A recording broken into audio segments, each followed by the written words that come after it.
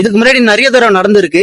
ஆனா இதான் முதல் தடவை வீடியோல சொல்றது. 28 ரூபாய் தண்டத்துக்குன்னு செங்கல்பட்டுல இருந்து தாம்பரம் வரைக்கும் பஸ்ல ஏறி வந்துங்க. ஏன் வந்தேன்னு கேக்குறீங்க? இல்லையா, ஆல்ரெடி எங்களை ட்ரெயின் பாஸ் இருக்கு. 10 மணிக்கு வர வேண்டிய ஒரு ட்ரெயின் பாத்தீங்கன்னா 10:20 ஆகும்னாங்க. ஆல்ரெடி நான் ஒரு ட்ரெயினை விட்டுட்டேன். சரி, இந்த ட்ரெயின் வரத்துக்கு இன்னும் 20 நிமிஷம் ஆகுமே, வந்து ட்ரெயின் எடுக்கிறதுக்கு மொத்தம் 1/2 hour ஆயிடும். 1/2 hour ஆகிறதுக்குள்ள நம்ம எவ்வளவு சாதிக்கலாமே அப்படின்னு சொல்லிட்டு நானா பண்ணிட்டேன், பஸ் ஸ்டாண்டுக்கு வந்து பஸ் ஏறினேங்க. 28 ரூபாய் டிக்கெட் கொடுத்துட்டு வந்து தாம்பரத்துல இறங்கினா நான் விட்டேன் பாத்தீங்கன்னா அந்த 10:20 ட்ரெயின். அந்த ட்ரெயின் தான் தாம்பரத்துள்ள என்ட்ரி ஆகுது. காண்டாகுமா ஆகாதங்க?